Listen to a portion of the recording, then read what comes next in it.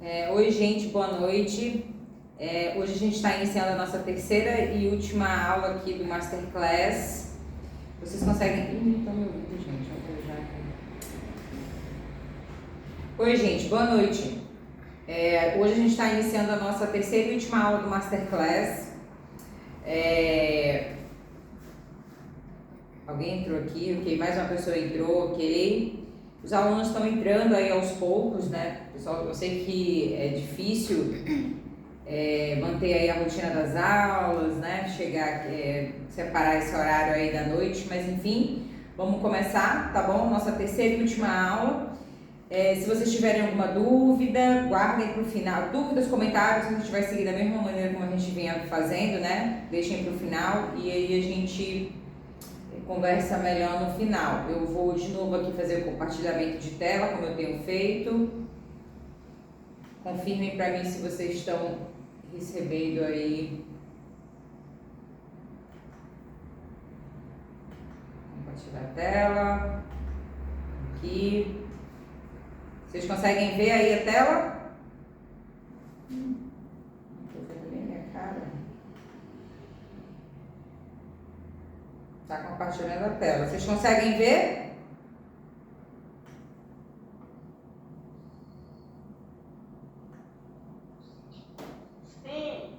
Sim, beleza, então. Bem, então só fazendo aqui uma breve revisão, né? A gente, no primeiro capítulo, a gente falou sobre a perspectiva de gênero nas relações internacionais, né? Falamos aqui sobre os principais autoras, em relação às teorias de gênero das relações internacionais. Na noite de ontem, vou passar aqui rapidinho, né? Na noite de ontem a gente falou sobre a trajetória das mulheres na diplomacia brasileira, falamos do livro do diplomata Friaça, né? O Guilherme José Friaça, do documentário, e falamos aqui um pouco, não somente da trajetória, como também alguns nomes aqui de mulheres diplomatas, né? Do Brasil. Então a gente tem aqui algumas, infelizmente não teve como colocar todas, se pudesse colocar todas, colocaria, não teve como.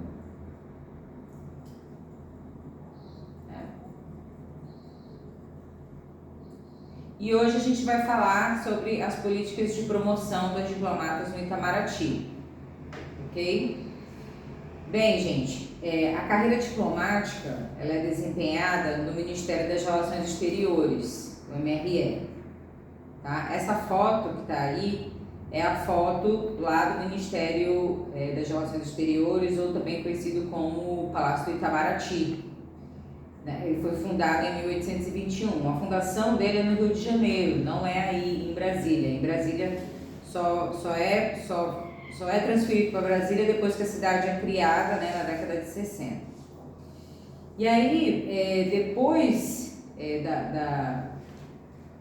da criação do Itamaraty, né, em 1945 é fundado o Instituto Rio Branco, que é onde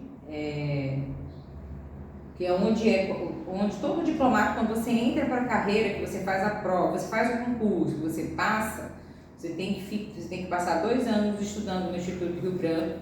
Ele vai qualificar você, né, ele qualifica o corpo diplomático brasileiro através do curso de preparação à carreira diplomática, que foi criado em 1946. Depois, porque assim, você passa no concurso, depois que você passa no concurso, você precisa se matricular no Instituto Rio Branco, passar por esses 2 anos de estudo, qualificação sobre a carreira diplomática, né? Você já sai com o título de mestrado profissional, né? E você é preparado, né, para trabalhar no serviço diplomático, né? Quando você passa no concurso, e você já vai para o Instituto Rio Branco, você entra como terceiro secretário. Então esse já é o teu primeiro cargo, digamos assim, né? Porque a carreira diplomática, a gente vai ver aqui daqui a pouco, ela tem vários níveis, ok? E vamos continuar aqui para baixo, né? uma coisa que é interessante da gente lembrar é que é o seguinte, quando o Instituto Rio Branco ele é criado em 1945, mas só vai ter a entrada das mulheres em 1954, porque nesse período aí de 1945, as mulheres estão proibidas de entrar para a carreira diplomática, devido à reforma Melo Franco e Oswaldo Aranha de 1938. Então isso aqui é só para a gente lembrar um pouquinho dessa situação que a gente estudou ontem, né, falando sobre isso ontem. Então, quando o Instituto é criado em 1945, não tem mulheres, só vai passar a ter mulheres em 1954, né? E aqui tem um gráfico que ele mostra a proporção, né, de mulheres nas turmas do Instituto Rio Branco, desde 1953 a 2015, mostrando as décadas, né? E aí a gente pode perceber, ó, que a parte das mulheres, o número de mulheres é essa partezinha mais escura, né? Olha só, uma partezinha mais escura. Então aqui a gente tem na década de 50, na década de 1960, porque aqui é por década, né? E a gente pode perceber que em alguns momentos aqui há uma presença maior de mulheres nas turmas do Rio Branco, principalmente na década de 70 e 80. Aqui ó, a gente pode dizer aqui que tem, né, de um total, né, de 286, nós temos 60 mulheres. Aqui na década de 80 também, ó, 58. O ápice disso é aqui, nos anos 2000, que a gente tem um número maior de 172 mulheres presentes nas turmas, né, do Rio Branco. Isso é aqui em 2000, na década de 2000. E em 2010 esse número baixa um pouco aqui e fica aqui em torno de 35. Né? Então,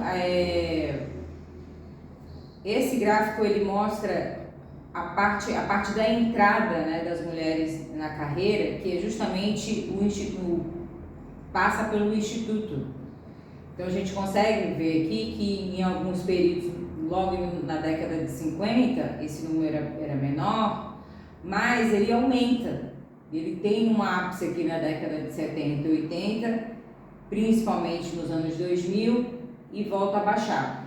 Não tem esses números, a gente precisa ir atrás desses números para saber como é que está a situação mais hoje em dia, né? Porque aqui realmente é até 2015 na realidade, né? Pega aí a década de 2010, né? Então esse quadro a gente pode dizer que ele é recente, mas ele não é tão recente porque os números ainda, né? A gente já está em 2022, então tem 12 anos aí de diferença, né? Deixa eu silenciar aqui.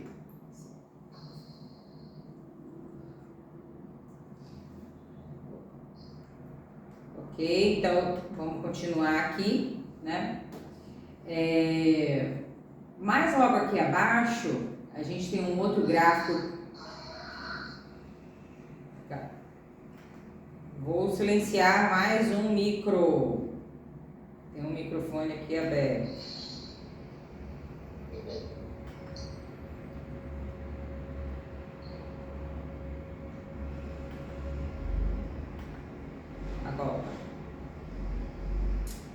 Então, aqui a gente também tem um outro gráfico que mostra o percentual de mulheres aprovadas nos concursos, né, no período de 88 a 2010. Né? Então, aqui a gente pode ver, olha, as mulheres representam o número mais, ou a cor mais escura. Né? E aí tem aqui as cores mais claras, que são os homens, e as cores mais escuras, que são as mulheres. E se a gente for observar, né, a torrezinha aqui das mulheres, né, que é maior, fica aqui no ano de 2006, né? 2006, que foi o período aí que teve um percentual maior de mulheres aprovadas no concurso. Então aqui a gente está colocando primeiramente esse cenário inicial de quando você entra na carreira, né? E tentando fazer aqui uma análise de, logo nesse processo de entrada, como é a presença dessas mulheres. Tá sem som.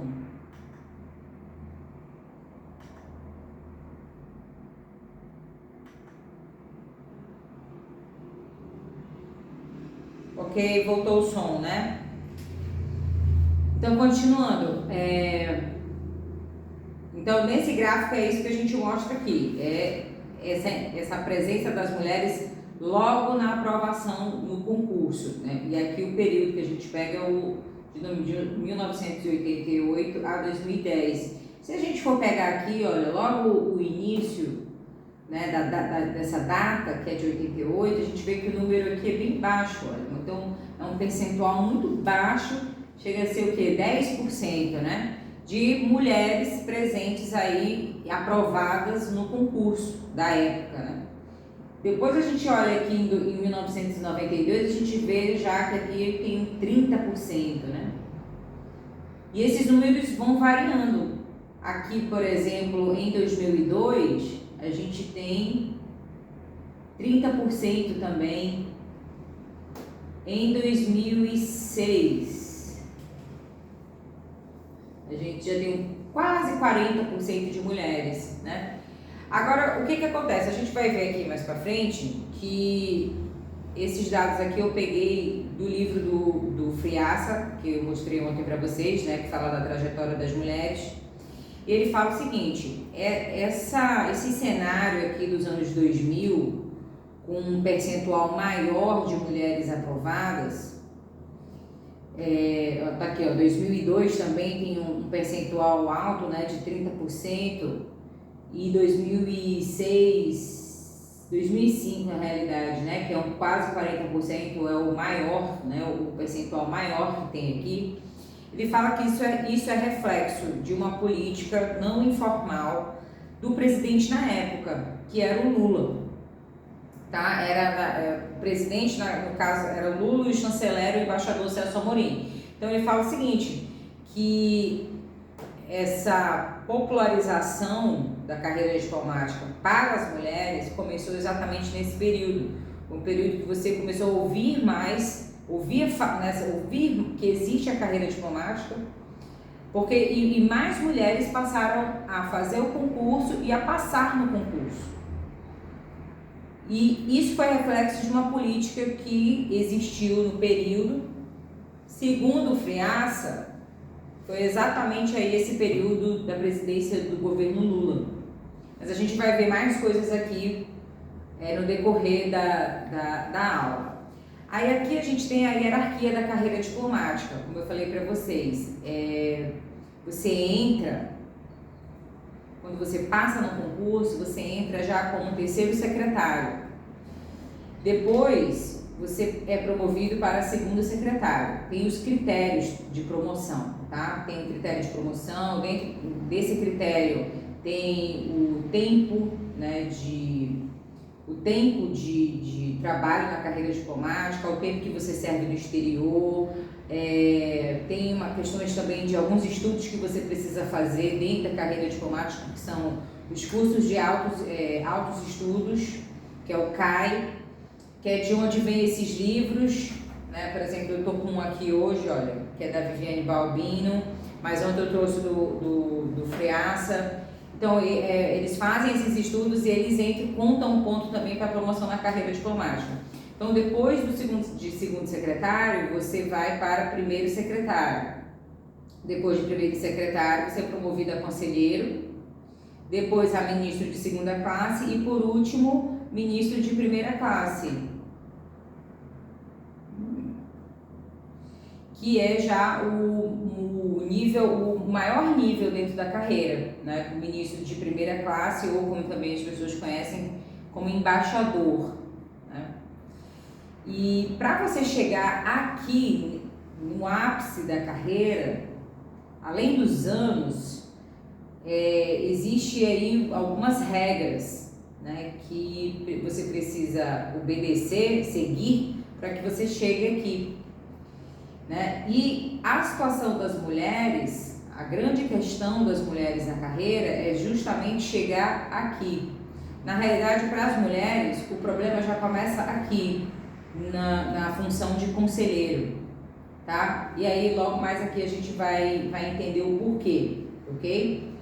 Mas aqui, isso aqui é a hierarquia, né, da carreira diplomática, como que funciona a questão da hierarquia no Brasil, aqui da carreira diplomática no Brasil, tá? E aí o que acontece? Como eu falei para vocês, e aí aqui eu trouxe o livro da Viviane Balbino, que é uma diplomata, esse livro dela aqui que se chama Diplomata, Substantivo Comum de Dois Gêneros, um retrato da presença feminina no Itamaraty no início do século XXI. Porque o que acontece? Ela traz aqui todo um panorama de estatística mesmo, de como é que fica a presença das mulheres na promoção da carreira, né? Porque não é só a questão de entrar. A gente viu que também, logo lá no início, na entrada, a presença das mulheres é baixa. Tem alguns picos em alguns anos, mas no geral não é uma presença alta. Porque, como a gente conversou aqui nesses dias, as mulheres, a carreira diplomática é uma carreira feita para homens, né? Foi pensada para homens, não foi pensada para ter a presença de mulheres. No entanto, isso foi acontecendo, né? E o Itamaraty precisou tomar aí algumas ações para que houvesse a maior promoção delas. Porque, segundo aqui o estudo da Viviane, né? Esse livro também está disponível lá na biblioteca digital da Fundação Alexandre de Gusmão, tá? Então, se vocês quiserem achar por lá, tem lá também, tem para baixar também. E aí, o que a Viviane, na pesquisa que ela fez, o que ela constatou? Que o grande problema para a promoção das mulheres começa aqui no cargo de conselheiro. E por quê? Porque é a partir desse momento aqui do cargo de conselheiro que a promoção ela acontece através de uma votação.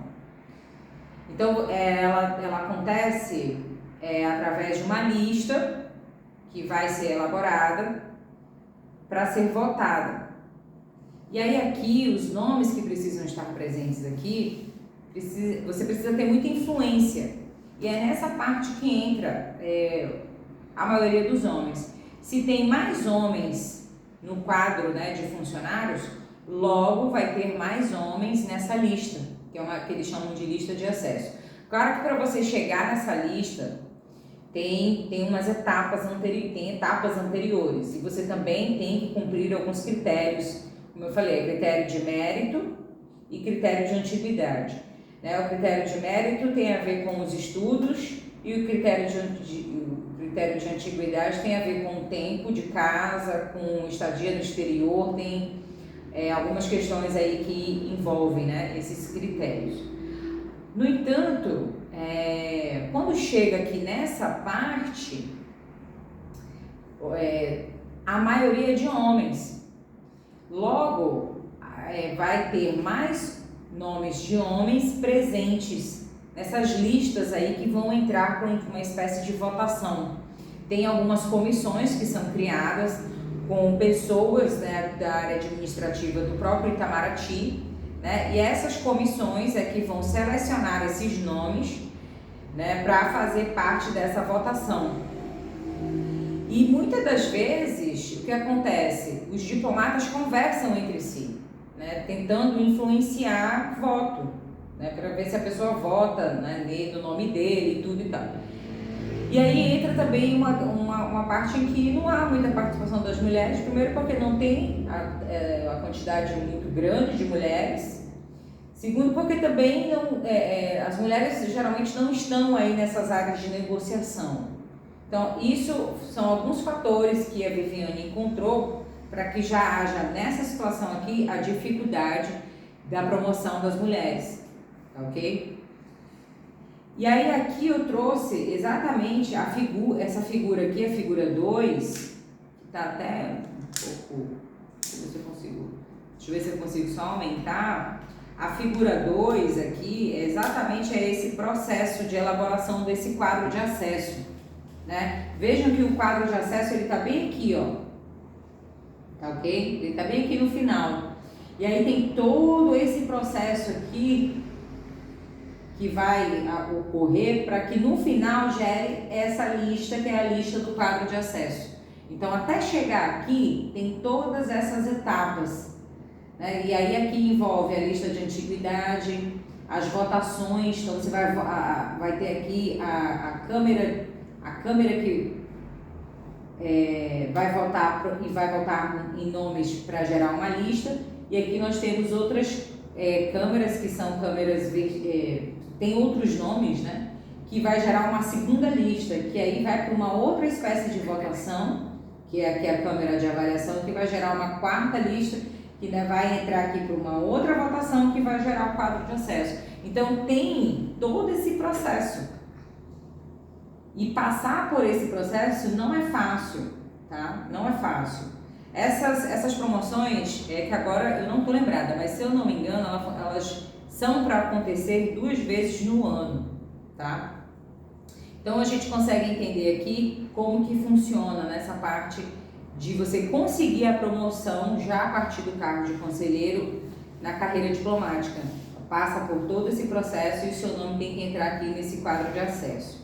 E aí, indo para esse quadro de acesso, né, você já pode garantir a tua promoção. Mas leva muito, muito jogo de cintura aqui também para que o teu nome consiga seguir, né, entre essas votações para chegar aqui no quadro de acesso.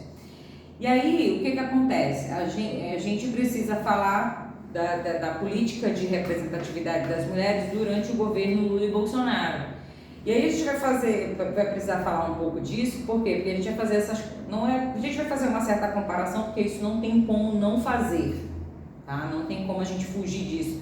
Se você pegar o material que existe hoje falando sobre o tema, os vídeos, os depoimentos, as diplomatas, elas mesmas falam que começou a haver uma promoção maior de mulheres na carreira a partir de uma ação que não foi institucionalizada. E isso foi quando? Foi na época do governo Lula, com o chanceler Celso Amorim, tá? E aí daqui a pouco a gente vai ver como é que tá isso mais ou menos hoje aí com o governo Bolsonaro, tá ok? Agora, o que foi, né, qual foi a política que foi feita na época lá do Lula?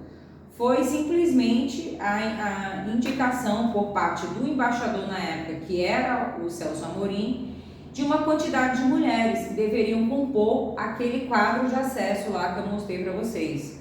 Então, o que o Celso Amorim chegou e disse? Olha, é o seguinte, eu quero uma certa quantidade aqui de mulheres, nome de mulheres aqui nesse quadro de acesso. Como vocês vão fazer isso aí, eu não sei, tem um jeito de vocês, mas eu quero nomes. Eu quero um número X aqui de mulheres nesse quadro de acesso. Essa foi a política que ele fez na época, uma política, como as diplomatas falam, não institucionalizada, porque é muito complicado você institucionalizar isso. Hoje no Itamaraty já existem as cotas para os negros, negros, os deficientes, mas é muito complicado você colocar uma cota em relação ao gênero. Precisam ter tantas mulheres na entrada do concurso, né, na prova. Porque hoje existe para o negro e para o deficiente, mas para as mulheres isso é muito complicado. E nessa parte aqui da promoção é mais complicado ainda. Então, o que ele fez foi isso, foi dizer para a alta direção lá do Itamaraty que ele queria uma quantidade X de mulheres no quadro de acesso, né?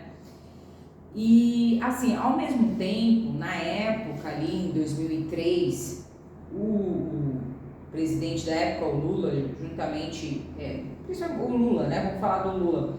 Ele criou, na época, uma Secretaria Especial de Política Pública para as Mulheres, a SPM. E essa secretaria, ela atuava, ela tinha um status de ministério e ela atuava na esfera administrativa federal, né? E ela atuava dentro da questão da igualdade de gênero. Atuava em parceria com vários ministérios, vários órgãos do governo federal. e também trabalhou no Itamaraty. Trabalhou de duas formas, respondendo e participando de eventos, ações no exterior e também dentro de questões do próprio Itamaraty. E essa parte das promoções, dos cargos altos da carreira diplomática, a secretaria ela participou e ela teve influência também nessa ação não afirmativa do governo da época, né? Então, porque ela tinha um trabalho transversal com vários órgãos administrativos e dentro o Itamaraty era um deles e ela fez um trabalho de parceria. Então, era uma secretaria que trabalhava para a igualdade de gênero e isso chegou no Itamaraty também, né? Então, na época, o ministro se viu ali na obrigação, já que tinha uma secretaria que fazia ali uma espécie de trabalho dentro do próprio Itamaraty e era uma secretaria que trabalhava com a igualdade de gênero. Então, o ministro se viu na obrigação de colocar mais mulheres para serem promovidas, ok? Dentro da carreira. Como a gente já falou aqui várias vezes, a carreira diplomática ela não é uma carreira que foi feita para ter a atuação de mulheres. E se isso hoje em dia a gente está tentando desmistificar isso, naquela época ainda era um pouco mais complicado. Então, assim, dentro dessas promoções, chegou a ter mais de 20 mulheres promovidas. Chegou a ter a promoção de mais de 20 mulheres, a promoção de serem embaixadoras.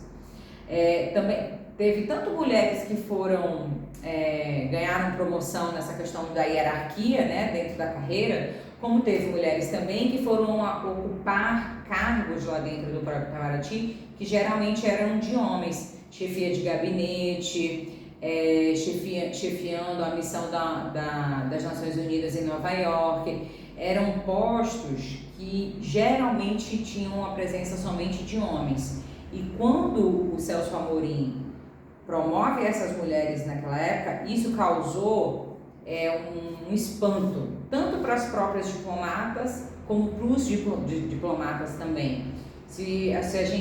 Quem for assistir o documentário Exteriores, uma das diplomatas agora, que eu não estou lembrando o nome dela, ela fala isso, assim, a sensação que tinha não era nem, poxa, eu recebi uma promoção, né, vou subir de cargo dentro da carreira, mas não era nem essa sensação, era mais uma sensação como se elas estivessem fazendo um favor para elas.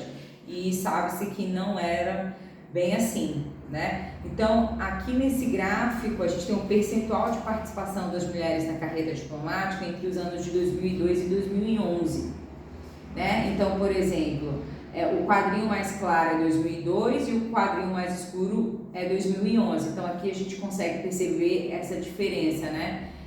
Por exemplo, de embaixadoras, a gente chega a ter aí quase 20% de embaixadoras em 2011, comparando com 2002, já é um percentual de 5%. Se a gente pegar aqui a parte de conselheiras, que é, como eu disse para vocês, o cargo, que é um cargo meio termo, né, na carreira, é a metade da carreira de um diplomata, digamos assim. A gente vê que em 2002 já teve mais de 20% e em 2011 baixou um pouco. Mas por quê? Porque mais mulheres foram promovidas para embaixadoras. Como eu falei, o cargo de conselheiro ele é um cargo que é metade da carreira, né? E aqui a gente consegue também ver a diferença, a ministra de segunda classe, a diferença que tem de 2011 para 2002. Então, a gente vê que ele, em 2011 tem quase 25%, que em relação a 2002 é 15%. Isso se deu realmente por conta dessa ação, né, do governo Lula com o seu chanceler Celso Amorim. Porque uma coisa que é importante a gente mencionar aqui, achar que mais mulheres vão entrar na carreira de forma natural, tudo bem, né? Isso existe, ok. A gente pega os números aqui dos últimos anos, a gente consegue ver que mais mulheres têm entrado, ok? Mas isso varia muito, tá? Varia muito. No normal, a maior presença é de homens. Agora, com relação à questão da promoção, isso aí realmente é uma coisa que, se não tiver uma força deliberada, isso não acontece assim de forma tão natural. Vai demorar muito. É como fala a Irene Vidagala, a embaixadora, né? Ela fala lá no documentário Exteriores. Enquanto, tudo bem que vão ter mais mulheres de forma natural, ok, isso vai acontecer, vai chegar uma hora que vai igualar, né? Mas até lá, quantos talentos a gente não está perdendo de mulheres competentes, às vezes muito mais competentes e dedicadas do que homens? Então, por isso que a ideia, né, quando se fala dessa promoção das mulheres dentro da carreira diplomática, é exatamente para que não fique perdendo talentos. E as próprias diplomatas falam que não é assim tão natural essa promoção, não vem de forma tão fácil. E é mais interessante porque no documentário a gente vê, por exemplo, a embaixadora Teresa Quintela, que já é uma senhora, né, uma senhorona já, e ela tá dizendo lá, ela tá dando um depoimento dela sobre essa situação da promoção, que não é algo fácil para as mulheres. A maioria das diplomatas que estão ali, todas falam basicamente a mesma coisa.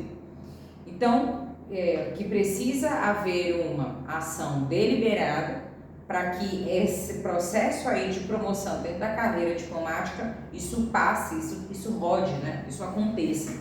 E que tenha presença maior, mais e mais de mulheres, né?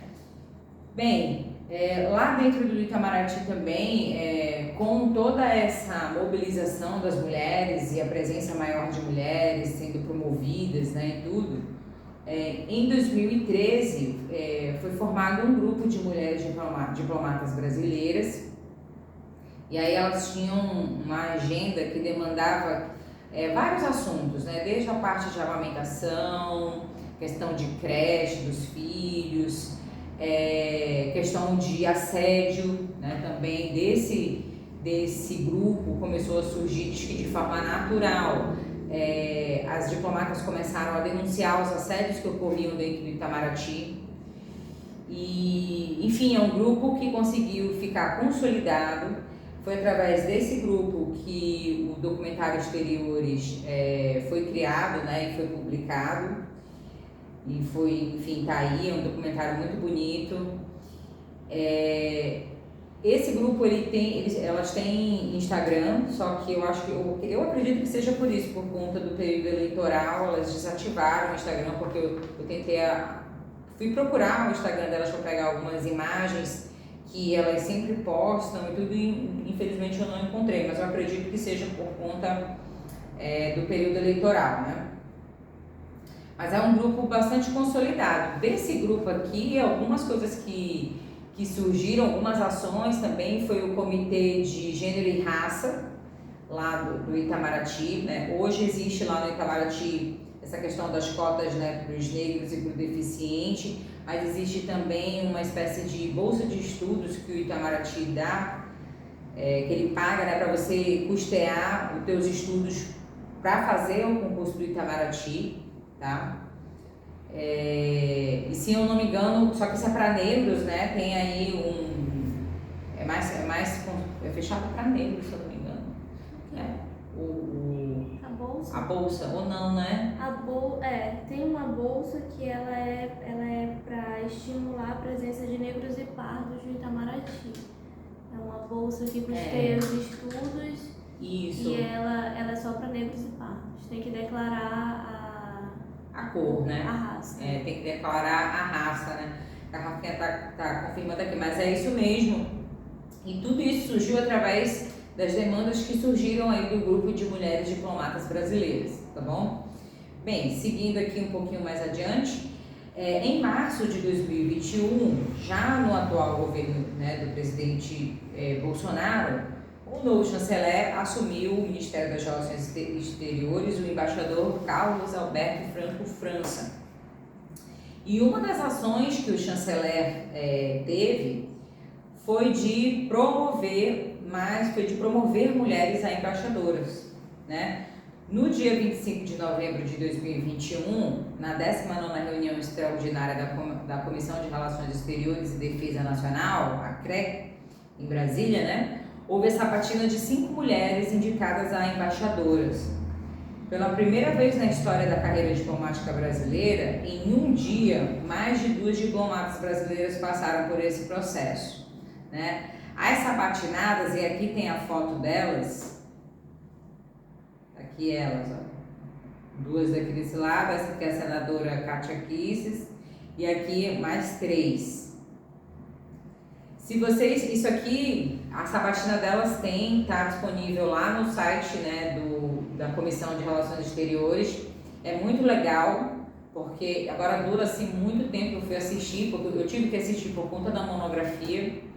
Dura muitas horas, porque cada uma vai falar, né, do lugar, elas vão se apresentar e falam do lugar onde elas vão servir. E aí a comissão faz as pessoas que estão presentes na comissão, elas fazem algumas perguntas, tem os comentários e tudo, então elas têm que responder, isso aí tudo tem que estar na ponta da língua, então por isso que é a sabatina delas. E aí no final tem aquela formalização de que elas estão aprovadas para servirem naquele país, né?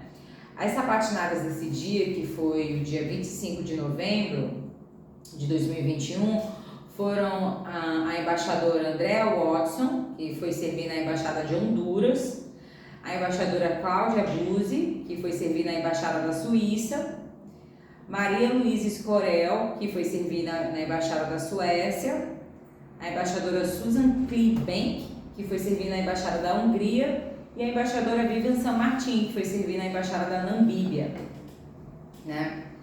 A senadora, aí assim, logo durante o processo lá de sabatina e tudo, a senadora Cátia Abreu, não sei do dia que eu tirei Cátia aqui, estou.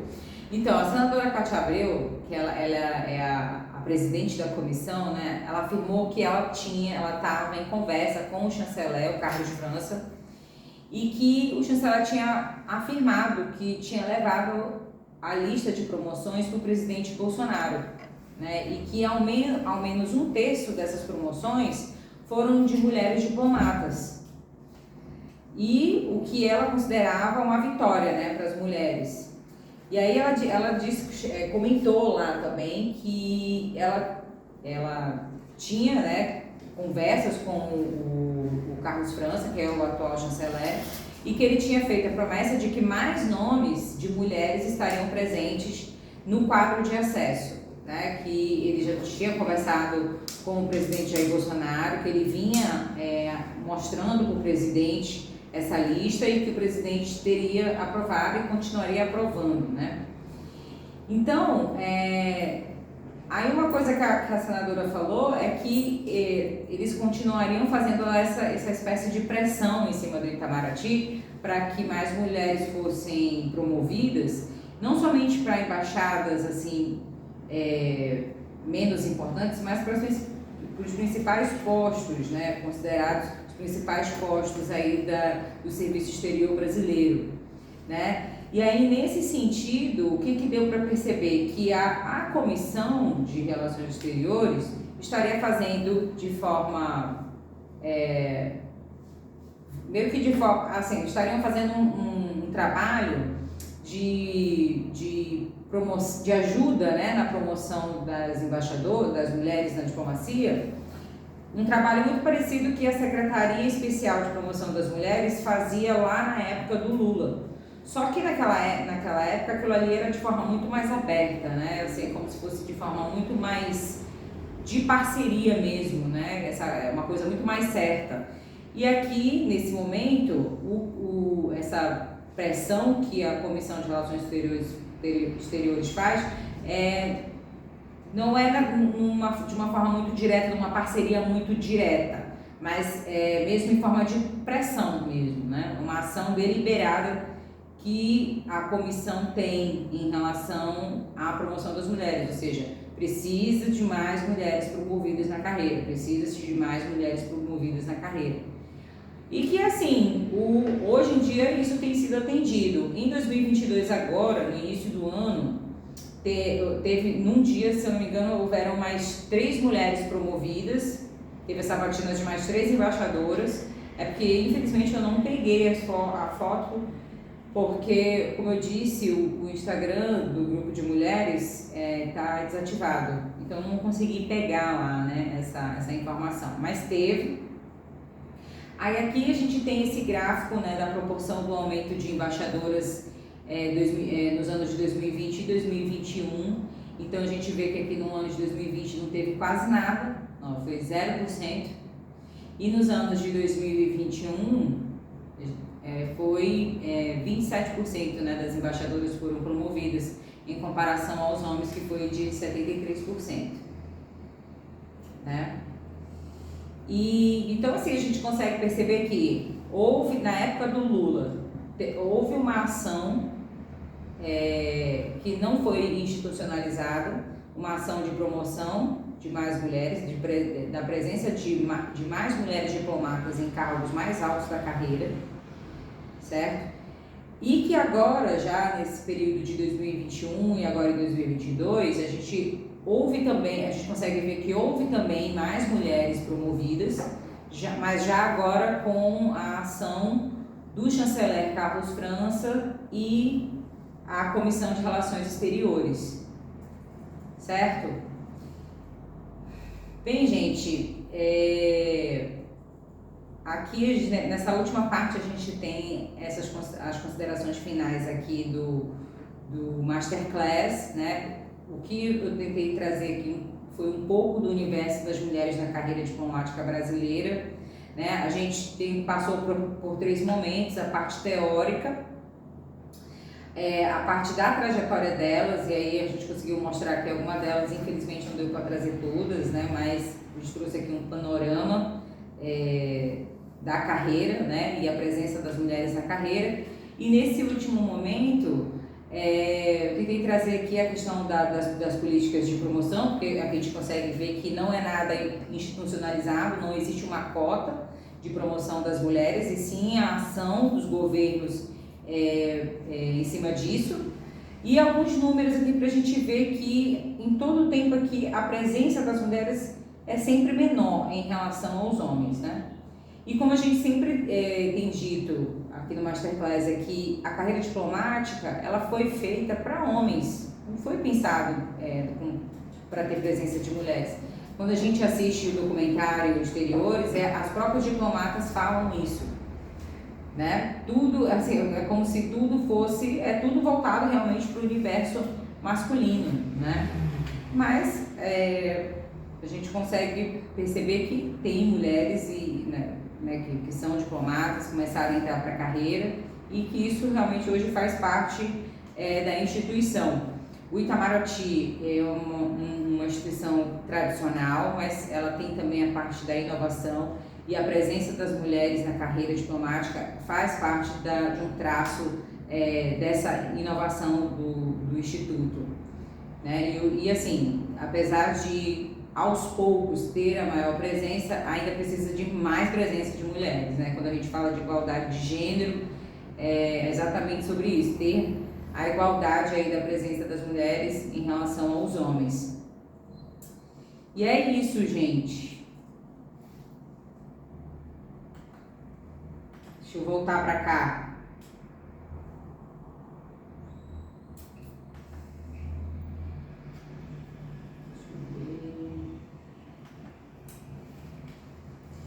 É isso, gente. Se tem alguma dúvida, algum comentário. Eu posso comentar? Pode comentar. O professor pode comentar também. É que no... Já, estou só esperando aqui também. É que no último concurso do Itamaraty, nós tivemos a aprovação de aproximadamente 30% de mulheres, né? Que foi um recorde histórico. Na tua percepção, como estudiosa do assunto, que acompanha a matéria já há um certo tempo, esse cenário, ele mostra uma perspectiva de evolução, né, de um progressivo crescimento de mulheres na carreira diplomática, pelo menos o interesse de mulheres em carreira diplomática, ou se isso pode ser apenas um ponto fora da curva, uma coisa aleatória. Por que eu te pergunto isso? Porque aqui no Diplo, além de nós termos muito mais demanda de mulheres do que de homens, né, uma coisa que é relativamente recente, eu diria, né? Bem, já estou acompanhando isso há um bom tempo e vejo que há muito mais interesse de homens do que de mulheres, né? E o desdobramento da pergunta é esse, né? Ou seja, se primeiro é uma tendência ou uma coisa deslocada, segundo, na tua avaliação, a que se deve o interesse das mulheres pela carreira diplomática, já vista que todo o histórico da diplomacia, né? E nós podemos pensar de Westfália a Viena, de Versalhes até São Francisco, todos os protocolos internacionais, toda a imagem que se tem de relações internacionais foi moldada pelo sexo masculino. Né? Então, a pergunta é a seguinte: a que se deve isso? Né? Por que as mulheres estão correndo atrás da carreira, né, tradicionalmente não feminina? E a que se deve isso, na tua avaliação? É assim, primeiro tem a parte como a gente viu aqui, os números mostram que depois que houve uma maior promoção de mulheres na carreira, mais mulheres passaram a ter interesse de entrar nessa carreira. Então a gente pega os números aqui de aprovação de mulheres, de 2010 para cá, esses números têm aumentado.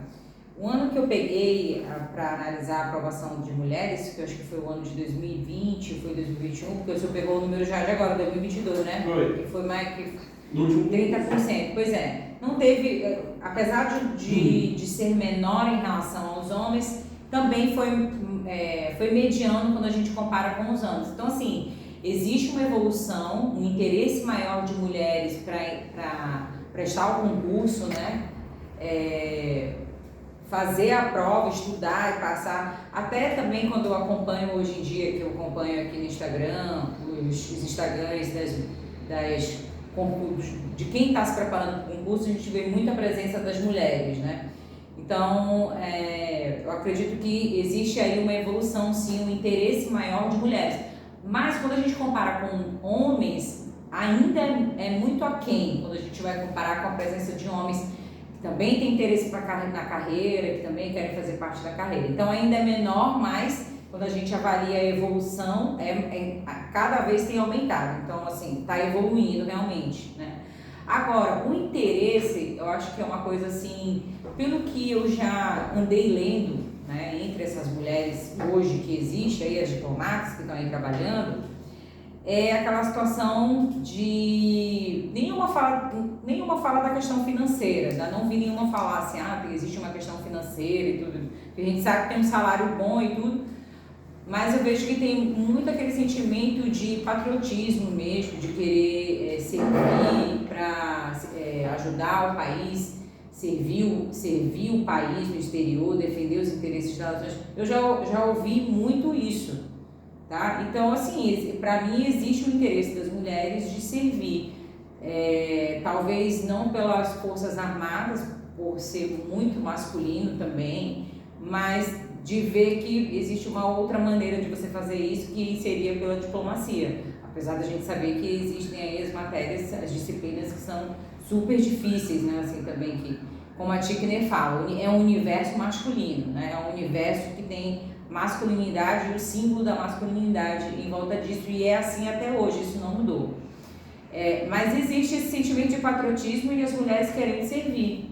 Entendeu? Tem esse interesse, tem o interesse realmente pela carreira de você trabalhar no exterior, já vi mulheres falando sobre isso. Até eu estava falando da diplomata da Laura Galamani, que ela se interessou pela carreira porque ela foi fazer um simulado da ONU, e aí foi que ela foi saber que existia a carreira de diplomata e que um diplomata defende os interesses de um país, né? Então foi quando ela foi saber que existia, e aí foi, eu quero ser isso aqui, né? Então eu vou ser isso aqui.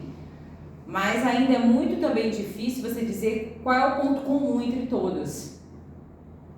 É muito difícil você tentar achar um ponto comum.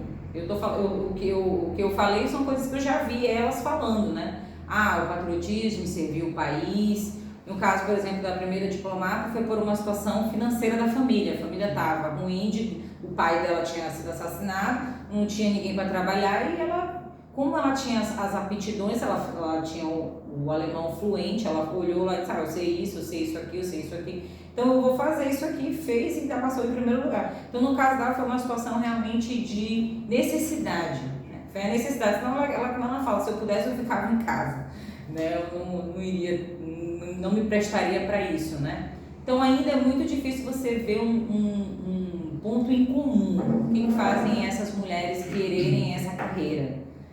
Mas acredito que um desses pontos é a situação de você servir, é uma questão patriótica mesmo, de você servir o país. Eu vejo muitas falando sobre isso. E tem um detalhe também, Jana, a respeito desse assunto, que é o seguinte, aí é uma peculiaridade do Brasil, tá?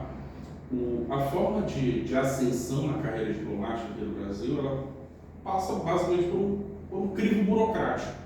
Sim, Então, exato. o indivíduo estuda, faz um concurso público, é aprovado, e doravante ele vai galgar as carreiras diplomáticas, né? Ele entra como terceiro secretário e termina como embaixador.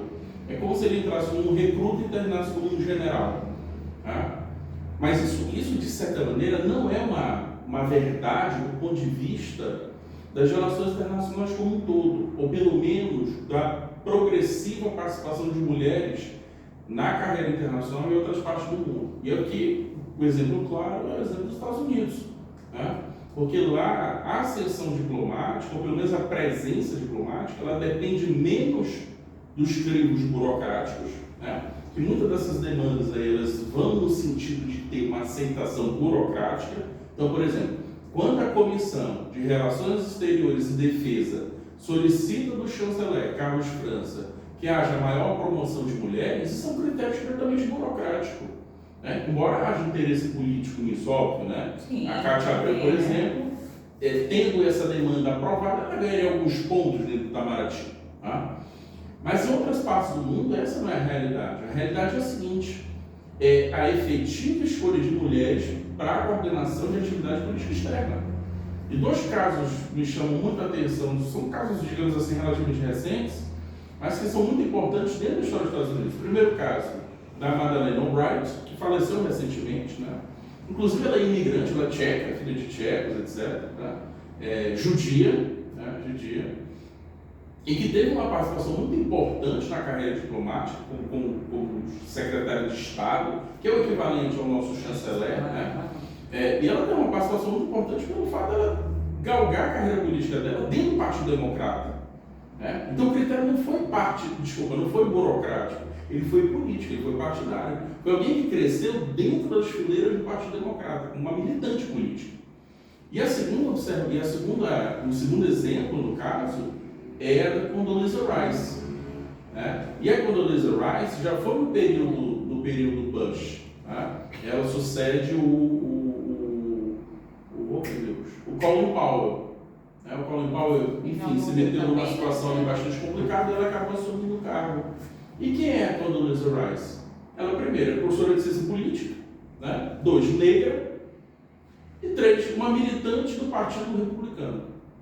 Né? Uma militante, digamos, uma intelectual engajada e muito preocupada com assuntos internacionais dentro do Partido Republicano. Então, uma coisa que a gente deveria começar a pensar aqui, em termos de Brasil, é que a questão da diplomacia, propriamente, ela passa pelo crivo burocrático, óbvio, digamos, o mais importante, mas há também uma escolha política por trás desses diplomatas. Né? Afinal de contas, a Luísa Nunes Ferreira não era diplomata de carreira, não foi diplomata de carreira. Tampouco Celso Laffer, tampouco o José Serra, entre outros nomes. Né? Ou seja, eles acabaram ascendendo a carreira diplomática sem necessariamente serem do mundo da diplomacia ou da burocracia diplomática. Né? Então, uma coisa, um outro lado da moeda que a gente deveria começar a observar também. A importância que aí sim, os partidos políticos, pelo menos os grandes partidos, né? Não falo de todos, mas um PT, um MDB, um PSDB, como é que eles de fato estão recrutando as pessoas e dentro dessa discussão que os partidos fazem essas discussões, tá? Embora não seja, digamos assim, isso não chegue até nós, mas essas discussões são feitas nas cúpulas dos partidos. Então, como é que esses partidos começam também a pensar as indicações para postos políticos do Estado brasileiro? Porque esses partidos vão vencer eleições. E esses partidos terão a prerrogativa de indicar. Né? Nós estamos num cenário agora onde pode acontecer a eleição tanto do Lula quanto do Bolsonaro. Né? Então, o Bolsonaro é do Partido Liberal e o Lula é do Partido dos Trabalhadores. Então, nós temos duas possibilidades de que, pelo menos um deles, o vencedor, no caso, indique uma mulher para a chancelaria. O que seria de um simbolismo sem precedentes. Ou seja, o trabalho burocrático está sendo feito, ele é paulatino, ele é lento, ele precisa, o tempo da burocracia é um tempo muito letárgico, mas o tempo da política ele é mais avançado, ele é rápido. Então seria interessante também meditarmos a respeito disso, de como ascender a carreira diplomática a partir de indicações políticas. Vai ser uma coisa interessante de se pensar. Vocês me entenderam? Não, eu entendi. Eu não sei se já existe essa reflexão por lá, né, entre elas. Provavelmente elas devem fazer essas comparações, né? Sim. Como alguém consegue chegar embaixador aqui, nunca teve uma chanceler mulher, sim, né? Nunca teve. Como que isso é feito por aqui, como que isso é feito por lá, né? Eu acho interessante, eu acho uma boa. Se isso realmente pudesse dar certo aqui, porque no assim, nome de uma mulher, acredito que é ótimo. Porque assim, quem inventou esse negócio de indicar diplomata de carreira para o Itamaraty, para a chefia do Itamaraty, para o cargo de chanceler, foram os militares. Foram os militares. Isso era inimaginável antes. Né? Por exemplo, Santiago Dantas, professor de Direito da USP. Que mais? O Celso Laffer não era de carreira. Celso Laffer é professor de Direito da USP também, não era de carreira, né? Foi do Collor e foi do FHC. Então essa tradição de diplomata, obrigatoriamente ser diplomata, isso começa com os militares. Né?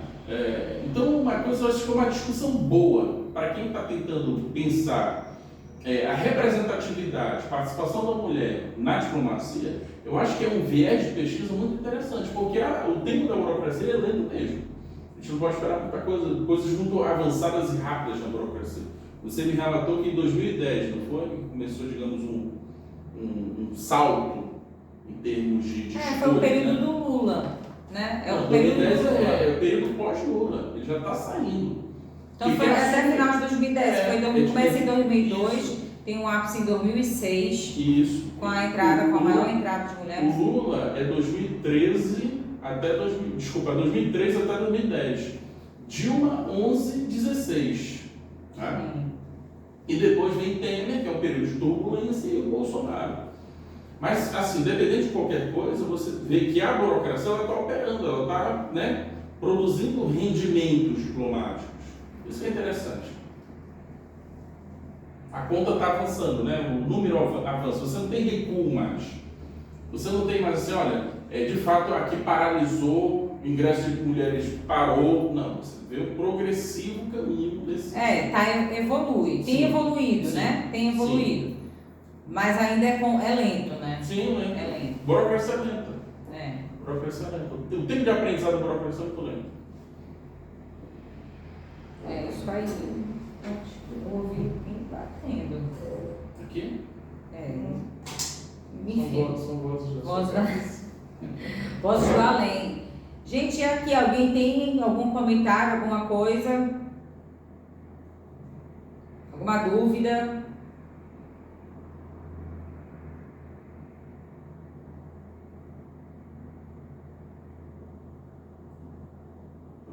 Pode falar. Oi. Posso fazer um comentário? Pode. A mamãe.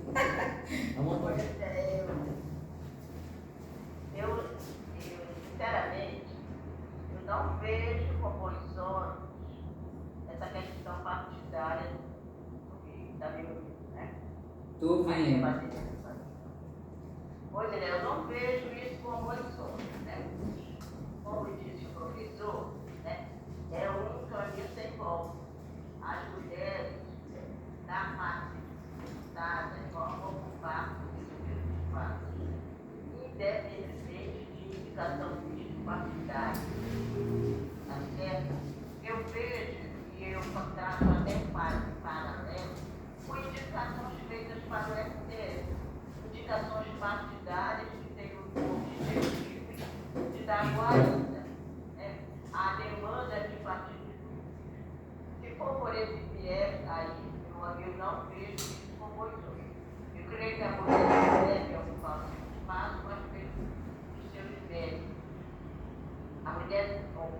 espaço pela sua capacitação.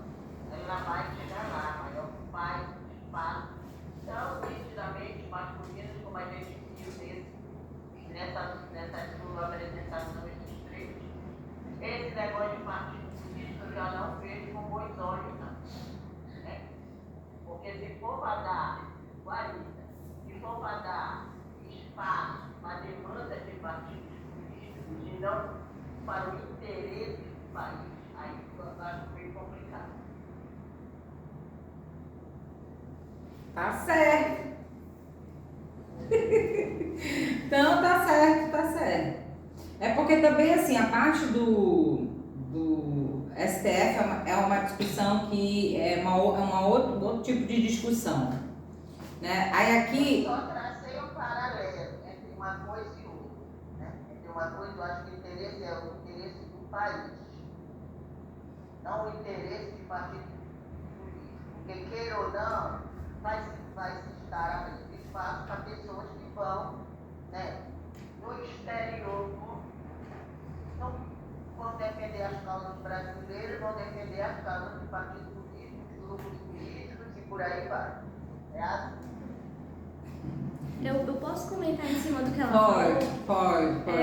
Eu acho interessante isso que ela pontuou, porque o concurso público, ele vem com essa proposta mesmo de não alinhar o profissional àquele determinado partido, àquele determinado político que o fez ascender na carreira, né? Tanto em níveis municipais quanto em nível federal, como é a questão do Itamaraty. Então, por exemplo, estão chegando as eleições. Quem é de cargo comissionado tá louco fazendo campanha política. Mas quem é concursado, e aqui eu falo também pela minha mãe, por esse universo que eu conheço, que eu vejo de perto como funciona, aí não tem rabo preso, entendeu? Vota de maneira livre, você segue ali as suas convicções, o seu conhecimento, a sua bagagem, o que você vê, de que maneira você vê a política e como você vê o que é melhor e o que não é tão bom para o país naquele momento. Né? Então, a burocracia, nesse quesito, ela entra para isso, né? O concurso público, ele entra para isso. Você vai ascender por meio dos seus próprios méritos, né? Dentro da carreira, e não dependendo de políticas paralelas, né? É algo que está ali dentro e que cabe a você se destacar ou não. Então, assim, tem os prós e contras, tem, né? Como em tudo na vida. Mas o concurso público, ele entra com essa finalidade de realmente tornar o Itamaraty, o nosso corpo diplomático, um lugar independente e que visa o longuíssimo prazo, né? Ali a visão é Brasil. Então, o que a gente quer que o Brasil seja daqui a 50, daqui a 100 anos? Então, não é algo que eu quero alcançar na minha carreira própria, e o que eu quero conquistar para o partido que me banca, que me faz crescer, mas o que eu quero para o Brasil, né? Para quem eu represento de fato, se é um partido ou se é o país em si, o Estado.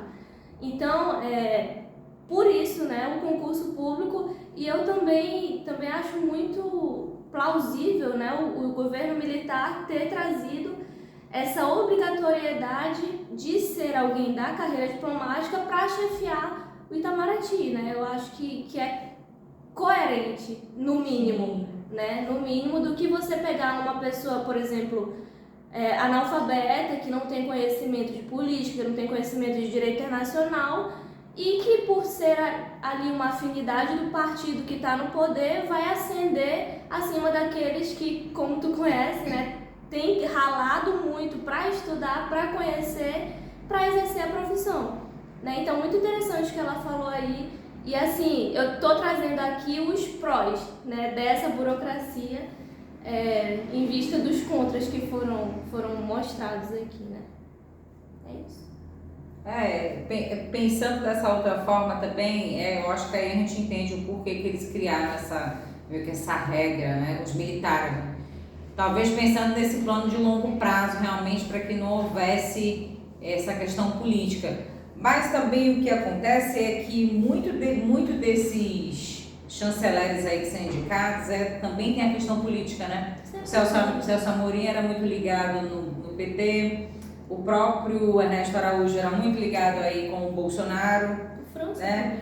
O França também mas o França pelo menos é ajuizado, né? Bem, não sei nem se eu podia falar isso aqui, mas mais alguma outra pergunta, gente? Dúvida?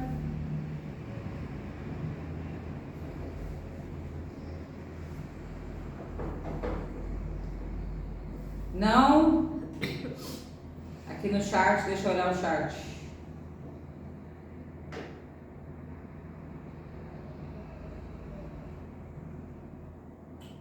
Bem, então eu já vou finalizar aqui a nossa Masterclass de hoje, a nossa última aula. Quero agradecer a presença de vocês, quem pôde comparecer essas 3 noites. Muito obrigada pelo suporte, pelo apoio. Quero agradecer aqui o professor Breno, a Rafinha, o Diplo Manaus, né, por me darem a oportunidade de vir falar desse assunto que eu gosto muito. E é isso, gente. Se vocês tiverem alguma dúvida, qualquer coisa, é só entrar em contato, tá bom? Muito obrigada. E eu vou encerrar aqui o Masterclass, tá? Vou encerrar aqui a live, tá bom? Tchau, tchau. Boa noite.